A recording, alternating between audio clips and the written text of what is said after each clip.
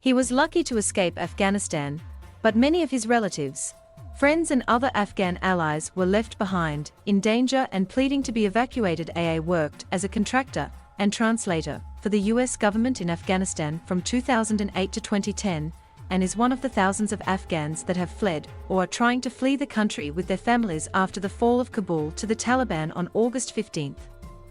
A new start after briefly lodging at a Super 8 motel in New Haven. AA says he found his family an apartment. Anna O'Brien, Iris's Director of Community Engagement, says he haggled the price down to within the family's Iris allotted budget when the landlord's offer proved too steep. AA says he's been busy driving his 3 sons and daughter, who range in ages from 4 to 11, to various medical appointments while working with Iris to get them enrolled in school. Robar also said Iris helps resettled refugees with employment services, will help enroll kids in schools and find adults ESL courses, provide health services, book medical appointments, and apply for state benefits. Iris's legal team is also able to facilitate green card and passport processes.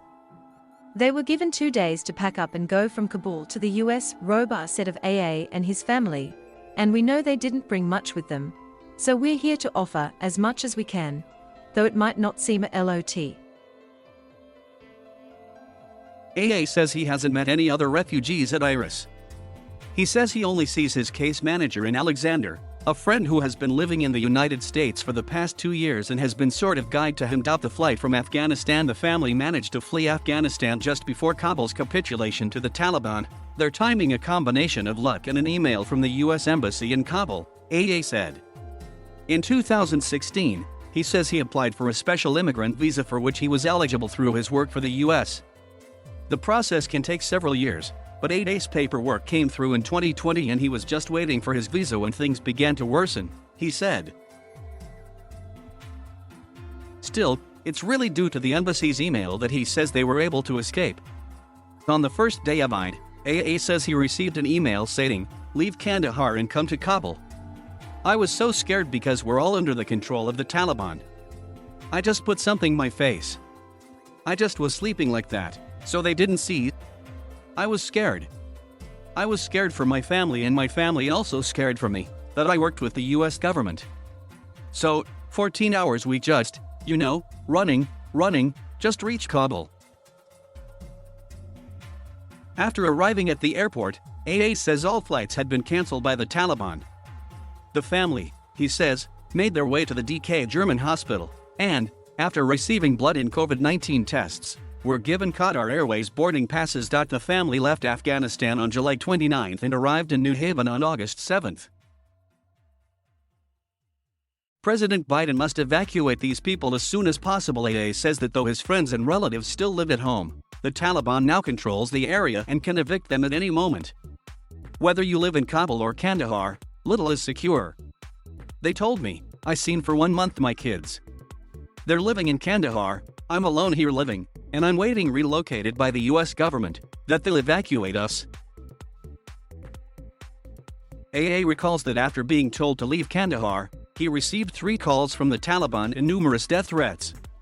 Sometimes there was blasting, sometimes were suicide attacks on American tanks. The Taliban were doing suicide attacks. They're targeting people, like Afghan people. One of my friends was targeted by the Taliban, he was killed by them in front of me, he said. He was going home from work, we were going to my home. When I reached my friend, was dying, killed. The police came and investigated, killed by the Taliban. Robar says AA's resettlement is going well after a bumpy start. His is one of 10 families she works with, and she expects hundreds of more families to be relocated to New Haven alone, all with extremely short notice. AA says he has little hope for the Afghan government given how much damage has already been wrought. His faith, instead, lies in the US government, which he believes can do anything. President Biden must evacuate these people as soon as possible, he said. The United States and its partners have relocated more than 124,000 people from Afghanistan to safety, according to a spokesperson at the Department of State.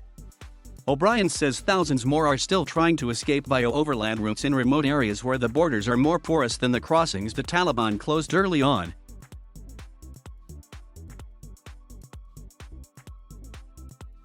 Thank you for watching. Please subscribe.